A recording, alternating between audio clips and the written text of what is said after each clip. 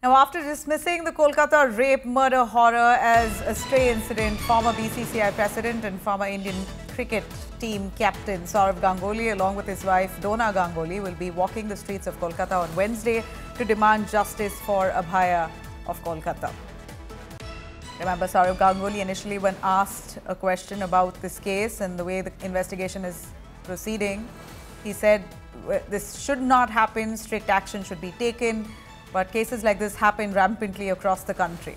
In a way to dismiss the severity of this case, now we see the same Sourav Ganguly along with his wife Dona, who are all set to be walking the streets of Kolkata in protest demanding justice for Abhaya in Kolkata. Unfortunate, very unfortunate. A strict action neoya uchit. There should be strict action against it. It's terrible, really, really terrible. Absolutely, সেই সব জায়গায় সব কিছু সম্ভব, তাই সেরকমভাবে CCTV cameras security system তৈরি রাখা উচিত।